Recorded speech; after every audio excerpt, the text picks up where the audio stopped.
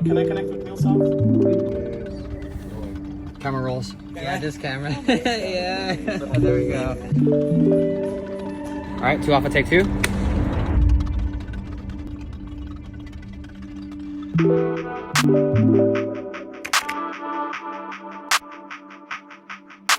So earlier this year, there were massive layoffs in the tech industry. Even giants like Google, Amazon, and Meta were affected. And so was the company that I was in, which was Salesforce.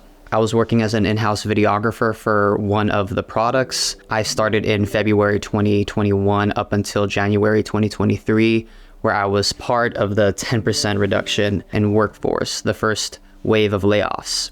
And being a Bay Area resident, I saw and felt the layoffs everywhere, not just in the news, but from my peers, because a lot of the people that I know are in tech and a lot of them were affected too. But at this point, it's been almost a full year since that happened. And with the new year coming up, I wanted to reflect and walk through that time and talk about the process of getting back on my feet. And yes, I do have another job that I've been in for several months now. And luckily, the situation isn't just a small bounce back from getting laid off, but rather a step up in my career as a whole. So I'm really thankful for that. So before Salesforce, I worked as a content marketer. It's what I did since graduating college up until 2020, which was actually my first layoff at the start of the pandemic. It was a vulnerable time in my life because I felt so stagnant as a content marketer. So I decided to give videography a shot. And back then, it was just a hobby turned side hustle. So the thought of even landing a full-time role in a creative field just felt like a crapshoot. So getting hired at a big reputable company full-time meant a lot to me. It was very validating to have the team's trust in me in my work. I got to work in a lot of productions, connected with a lot of talented people. And looking back, the whole ride was like this golden ticket to film school because I learned so much on the job. Like, I had a pretty decent foundation in terms of skill set, but being self-taught and being a solo freelancer was really limiting to my growth. And it wasn't till after I got the job that I got my first exposure on set, grew my confidence on set. I got to learn new production workflows, how to collaborate with all sorts of stakeholders. And it gave me an environment where I could really get to that next level. And that's why it really sucked when I got let go. I was notified in January of this year, like a few days after New Year's. I was on vacation, and when I got the news, the initial sting was there, but it didn't hit me till later on because my mind was still on vacation mode. I told my family, I told my girlfriend, my close friends, my manager and my immediate team reached out to me, and they were really supportive throughout the whole process. At the time, I just knew that I had to keep a level head and enjoy the rest of my vacation, which was like 2 or 3 more days, and then head back home and do damage control. So when I got home, the first thing I had to do was review my termination email, get a good understanding of the severance package and all of the services that I could potentially take advantage of, then sign it. And honestly, the severance was like one of the few things that made this layoff not so bad. Like, 5 months of pay is pretty generous. In my first layoff, I got about 3 weeks, and I've had friends who've gotten worse than that. So I had a lot of time to work with, which was great. Next thing I did was gather and recall as much info as I could from my past projects so I could note everything down. So I have specific details to work with when revising my resume, and it's good prep for interviews too. Once my resume was revised, I started mass applying to videographer roles, video editor roles. I did one job app at a time, tailoring my cover letter for most of them. A couple hours a day for almost a week, I think.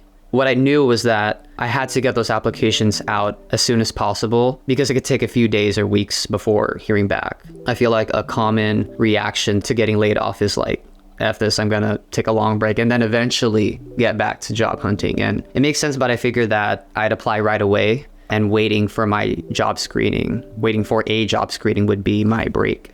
Next phase of damage control was reaching out, and this was a little hard for me because I don't want to feel like I'm bothering anyone, and letting the world know that you got laid off stings almost as much as actually getting laid off. But if people don't know that you need help, then you're definitely not going to get it. So I reached out to my friends for any video work. I've got friends who do photo and video coverage for weddings and events. So I told them that I'd be readily available for anything. And I was able to get booked for a few gigs, which was nice. I ended up making a LinkedIn post about my situation, that I was open for work. Then I reached out to literally all my former colleagues for recommendation messages so I could put it on LinkedIn. Everyone from my manager to my senior manager to stakeholders of past video projects. And as I was typing everything out, that's when the layoff hit me, like emotionally. The whole time I was focused on getting the job apps out and doing damage control as fast as possible. I never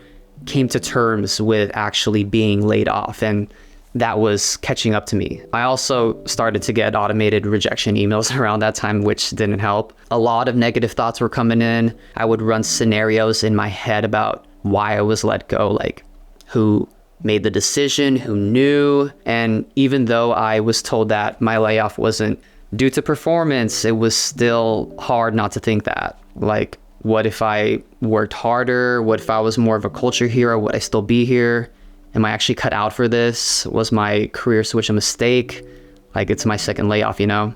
I was catastrophizing and taking things personally when it wasn't, because my role was deemed unnecessary and it's just business. So I'd like to think that I just got over it so quickly. I didn't, but I had to keep going. And luckily around that time, things started to lighten up, because after I made that LinkedIn post and the referral requests, a lot of support came in, a lot of kind words, people reaching out with job recs from their company.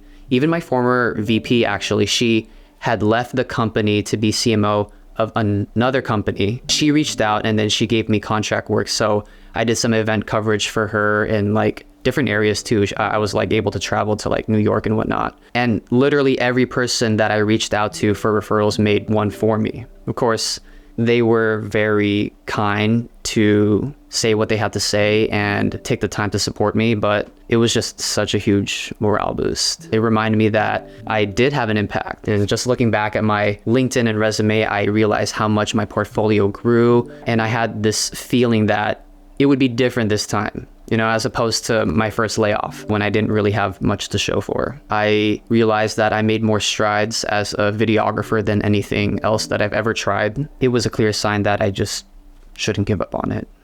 Aside from the occasional gig that I picked up, I kept myself busy with personal video projects that I had in the back burner, mostly YouTube stuff. And not too long after, a recruiter reached out to me for a full-time videographer role at an insurance agency. Well, actually, it acted more as a regulator of the insurance industry. But anyways, the recruiter found the LinkedIn post that I made about me being laid off because it showed up on her feed after a mutual connection liked it. Long story short, I got the job in like March and was there for about a month. I was really liking it. Not being in tech was actually refreshing. I could see myself there long term, but I got thrown a curveball.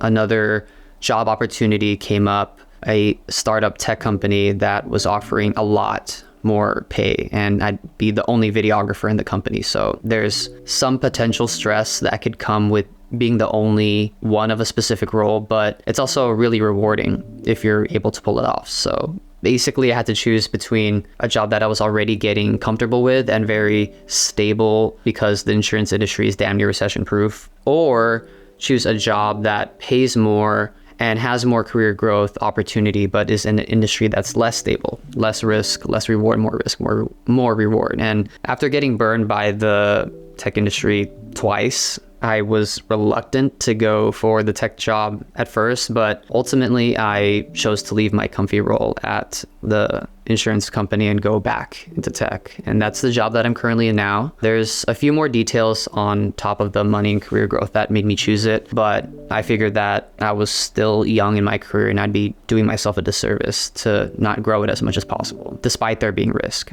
It was one of the hardest decisions I've ever had to make in my career, but I'm really happy that I did it because I've been in my current role now for over 6 months. Fingers crossed that I last a lot longer. It's been great. so far, financially, career-wise, stress-wise. It's actually not nearly as stressful as I thought. And I have my manager to thank for that. He's really good at prioritizing projects and tasks and just managing the team as a whole. I like my team. I like my org. I like the projects that I'm doing. They're not as extravagant as the bigger budget commercials I was doing at Salesforce, but being the only videographer in a smaller company, the projects are more focused. So when a video gets released, the impact is a lot more visible. Like I actually feel more important, which is really nice and motivating. And there's always potential for the company to grow to a point where bigger budgets are considered for bigger projects.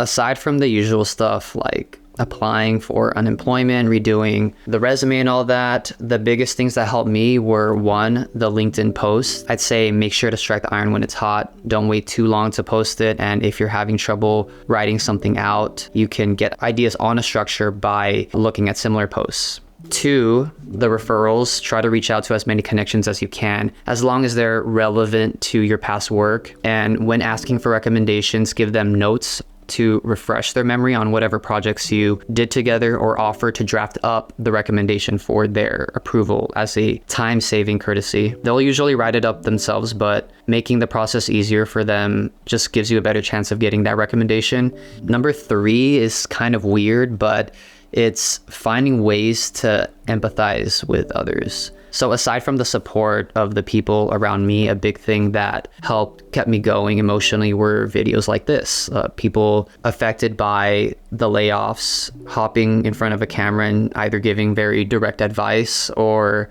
just talking about themselves and telling their story. And it's also why I wanted to do this. You know, the job market's been insane these past couple years, and even now there's still a lot of layoffs happening. So if you've been affected, you're definitely not alone. I really do believe that when one door closes, another one opens, and it's important not to give up on a better future. To close things out, I wanted to mention that I made a few BTS videos of projects I did back at Salesforce. One of them I just posted earlier in the month if you want to check it out. It's actually the last project I did before my layoff. So sifting through the footage was really bittersweet, but it just made me more appreciative of my old team and all the experiences we had together. And it helped put an official closure on that chapter of my life, so I could take what I learned and put it into something new, which is what I'm doing right now. But anyways, if you've been listening this whole time, thank you so much, and cheers to 2024.